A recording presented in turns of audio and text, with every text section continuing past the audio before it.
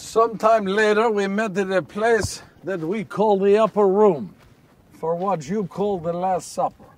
And before I go on, how many people do you think were there at the Last Supper? How many people?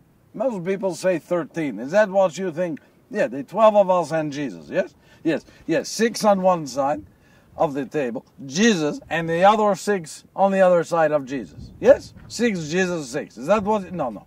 That was just for the picture. No. If it was just the 13 of us, question, who cooked? Who cooked? You would not want to taste what I cooked, and I've tasted what Simon cooks. I would rather eat my sandal. Now, who cooked? There was always many, many people with us, with Jesus. There were family, there were friends, there were children. And this day, Jesus knew something that none of us knew. This was going to be his last meal with us. So there were many, many more people there than there were normally at this meal. And I remember Jesus said to us that he was going to leave. And he was going to prepare a place for us. That in his Father's house there are many mansions, he said to us. And he was going to prepare a place for us. And that we would know the way. And I looked at him and I said, what do you mean we will know the way? You're going to a place we have never been. How will we know the way? And Jesus looked at me and he said, well, I am the way. I am the truth. I am the life. And you come to the Father through me. But then Philip there, he asked the question. He heard this and he asked the question. He says, well, how do we know the Father? And Jesus says, if you know me, you know the Father. You know the Father, you know me. Well, we heard Jesus teach us many, many times. He said many things to us. And most times we thought we knew what he said. But we found later that we took a long time to truly understand in our heart and our mind what it was that Jesus was saying. But later that night, we all gathered together at a place called the Garden of Gethsemane.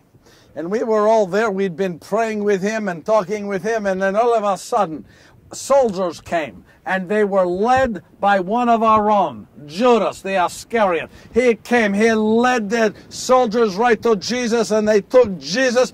Do you know, he betrayed him with a kiss. Can you imagine this? He betrays our Lord Jesus with a kiss. And they take Jesus and they put him into chains. Now, Simon Peter finally jumps up. He was asleep and they woke him up. He jumps up and he takes the knife. The little knife, he kept into his belt. He took it. It was the knife he uses to gut the fish. And he started to swing his knife like this.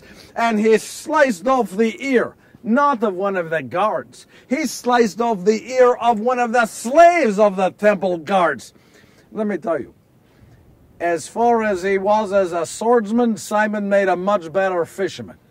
Well, Jesus saw what happened. Even though he was already tied with his hands, he leaned down and he picked up the ear from the guard, the slave of the guard, and he put it onto the head, and he healed that man right there. Jesus knows he is being taken away, and yet he does what Jesus always does. He takes time out for another person.